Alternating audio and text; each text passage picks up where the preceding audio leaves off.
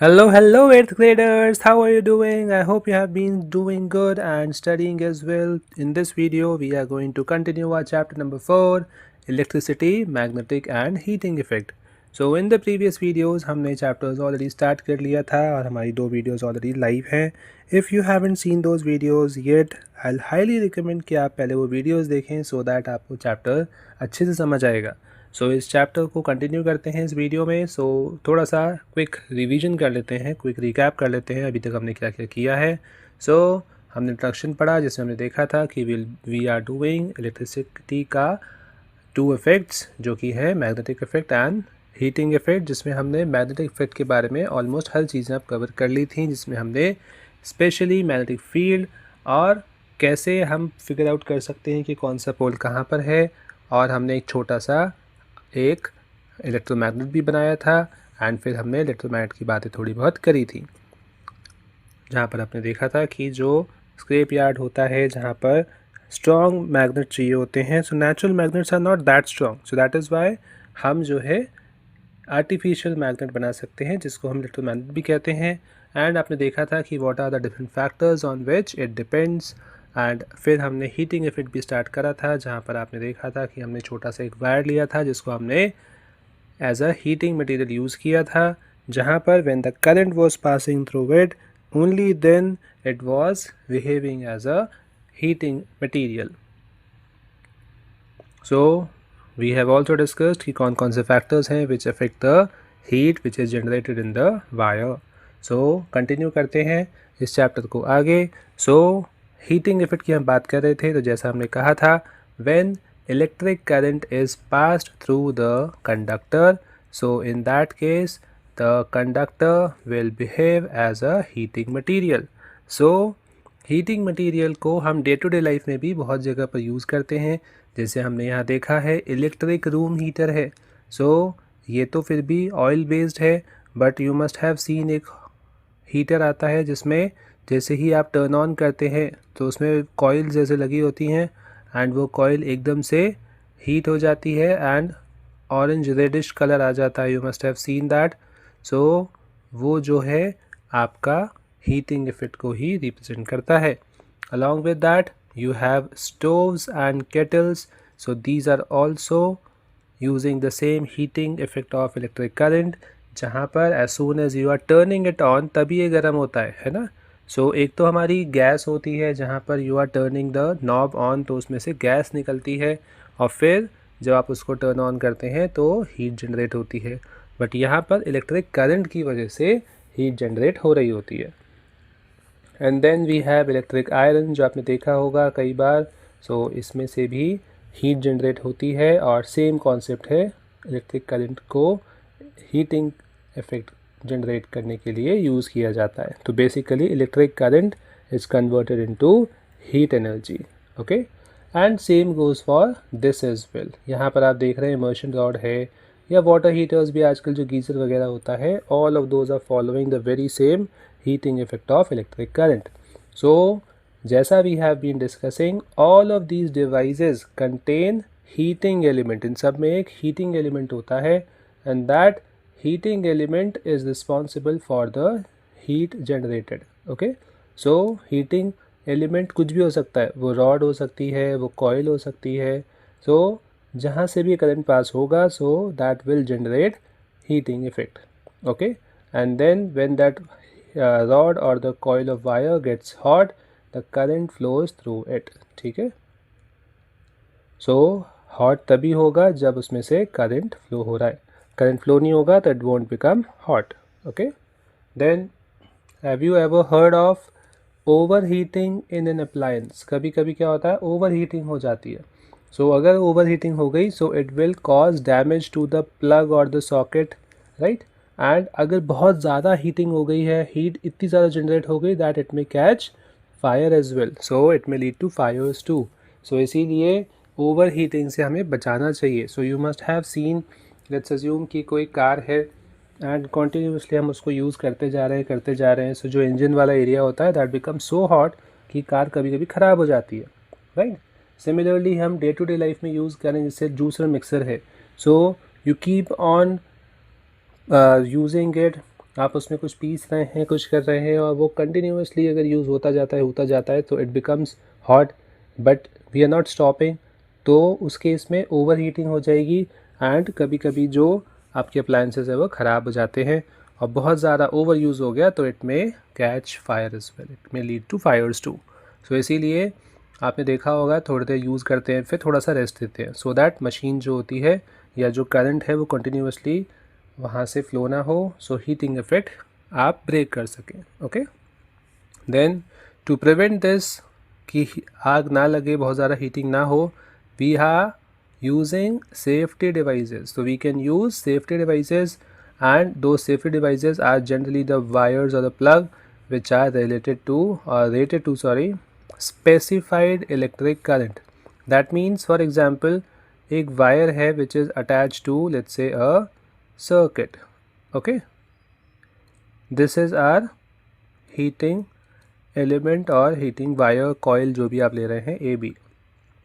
Now it has some rating, कुछ rating होती है, rating as in that it can withstand a current of 5 ampere, but if let's assume कि ज़्यादा current pass हो रहा है इससे, तो क्या होगा कि it will melt down, because इसका जो टेम्परेचर है मेल्टिंग पॉइंट, सो वो इतना ज़्यादा हाई नहीं होगा कि वो withstand कर पाए इतनी सारी हीट को.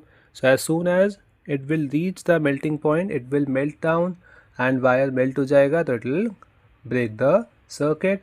सर्किट ब्रेक हो जाएगा तो फिर फायर वगैरह की प्रॉब्लम नहीं रहती है, तो हाउस होल्ड हमारा बच जाता है उस केस में. So heating effect also has industrial application, industries में भी आप यूज़ कर सकते हैं, ये तो हमने हाउस होल्ड का देखा. सो हाई टेम्परेचर फर्नेसेस जो होते हैं, तो हाई टेम्परेचर फर्नेस जो होता है उसमें आप यूज़ कर सकते हैं heating effect, and it is use to melt and recycle scrap steel. जैसा हमने कहा था कि स्टील है, एल्यूमिनियम है, सो मोस्टली जो मेटल्स होते हैं they have high melting point. So temperature furnace जो होता है उसमें आप हीट को यूज़ करते हैं, टेम्परेचर को बहुत एक्सट्रीम तक ले जाते हैं, एंड क्योंकि टेम्परेचर बहुत ज़्यादा हो जाता है, आई मीन 500,000 डिग्री सेल्सियस तक जाता है, so in that case the metals mostly like aluminium हो गया या फिर कोई भी और अगर मेटल है, सो उन सब चीज़ों को आप मेल्ट कर सकते हैं, इतनी ज़्यादा हीट जनरेट होती है. एल्यूमिनियम है, आयरन है, स्टील है, सो ये सब मेल्ट हो जाता है फिर. Okay, then the last part of the chapter which is how does a battery generate electricity.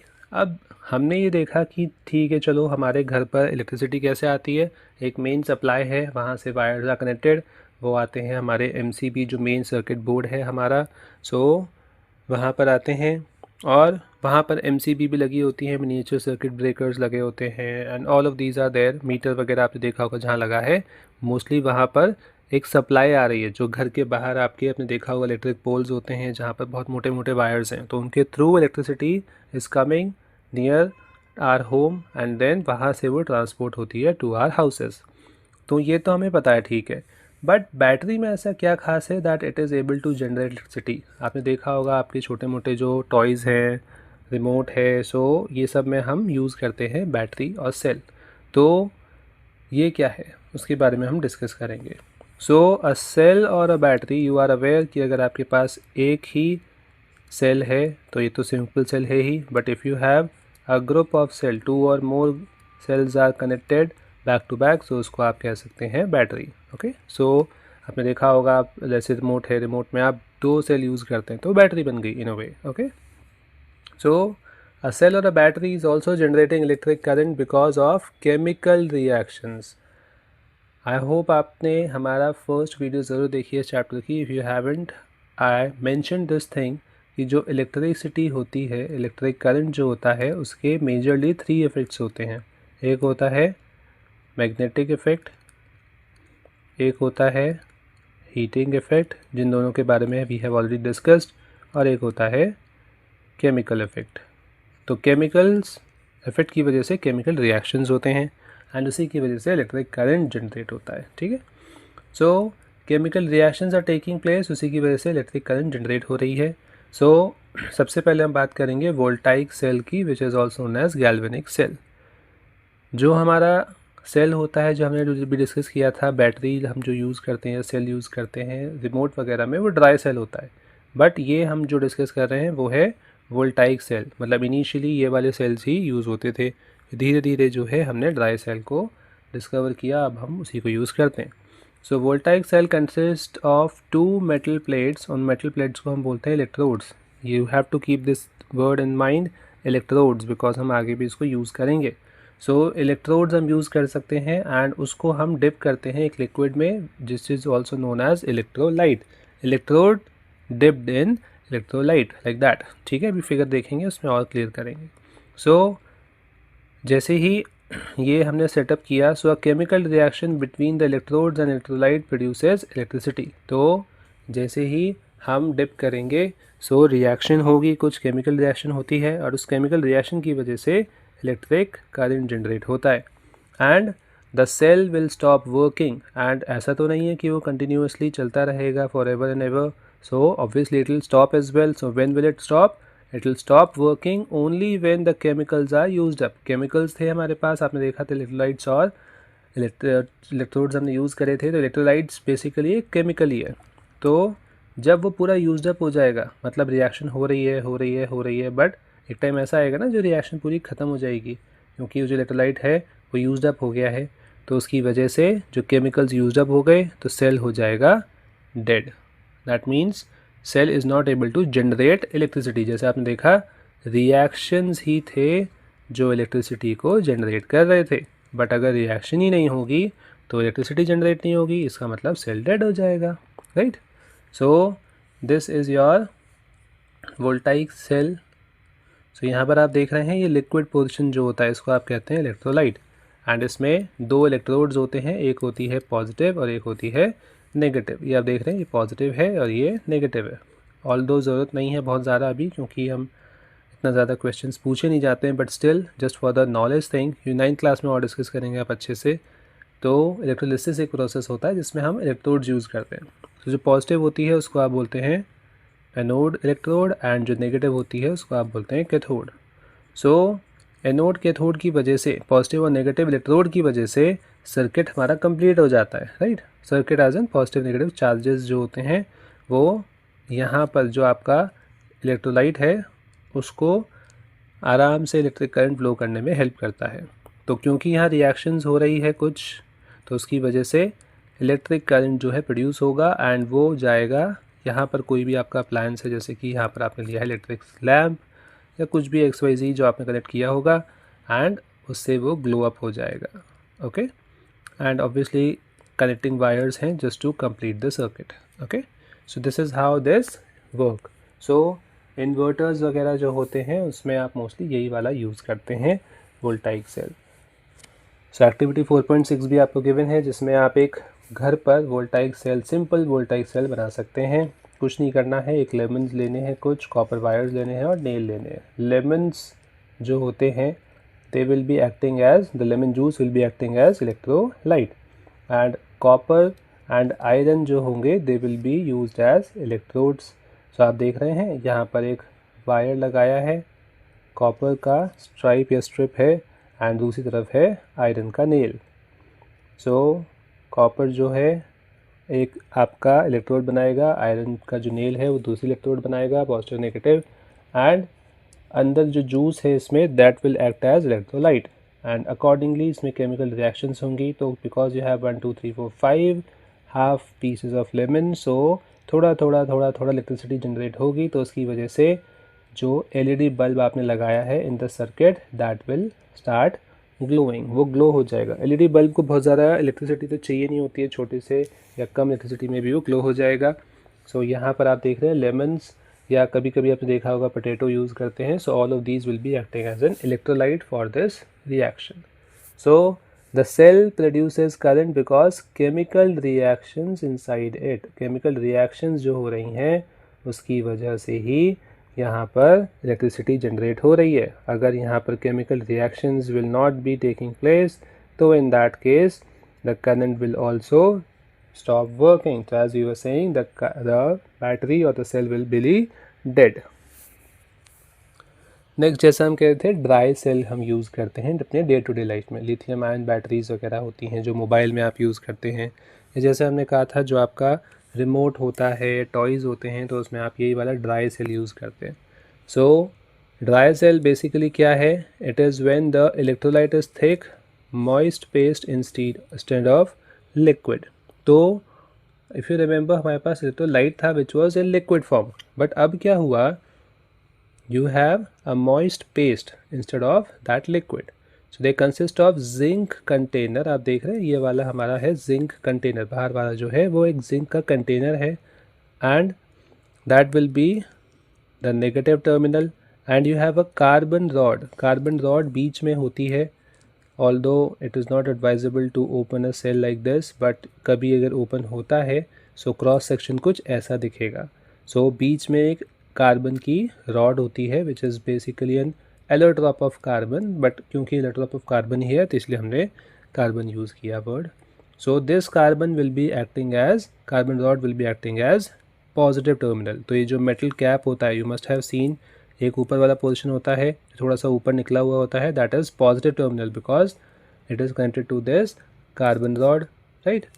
And जो नीचे जिंक का कंटेनर है उसमें नीचे कुछ नहीं निकला होता, तो बस एक लेयर ही होती है सिल्वर कलर की, ग्रे कलर की। सो वो होता है आपका zinc container that which acting as a negative terminal.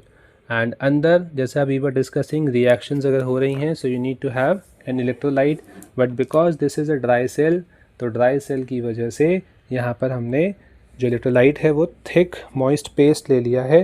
ये जो बीच में आप देख रहे हैं ना ग्रे ग्रे का, ये वाला जो है वो आपका इलेक्ट्रोलाइट है। Okay, so dry cells are generally for single use and they are disposed once they are used up। मतलब जो हमारा वोल्टाइक सेल था उसमें अगर आप इलेक्ट्रोलाइट चेंज कर देते हैं, जैसा आपने देखा था केमिकल्स अगर यूज्ड अप हो जाते हैं तो सेल डेड हो जाता है, तो हम अगर इलेक्ट्रोलाइट चेंज कर देते हैं, रिप्लेस कर देते हैं, so in that case it works again, I mean the same thing will be working again. अगर इलेक्ट्रोड्स आर यूज्ड अप आप इलेक्ट्रोड्स चेंज कर लीजिए, बट ड्राई सेल में ऐसा चेंज करने का नहीं होता है हिसाब, नॉर्मल जो होते हैं सिंगल यूज़ है। वंस जैसे आपने देखा रिमोट में आपने ड्राई सेल यूज़ किया, एक बारी वो खर्च हो गया, अगर मतलब वो ख़त्म हो जाता है तो बस ख़त्म है, उसके बाद you can't use it again. मतलब ये नहीं कि कुछ चेंज हो जाएगा उसमें, ऐसा नहीं है। But we do have an option of rechargeable batteries. Rechargeable batteries क्या होती हैं कि they can be recharged again and reuse multiple times. So उससे वेस्टेज जो है हमारी कम हो जाती है एंड सेव भी कर सकते हो आप पैसे, because you are able to recharge it, you are able to use it time and again.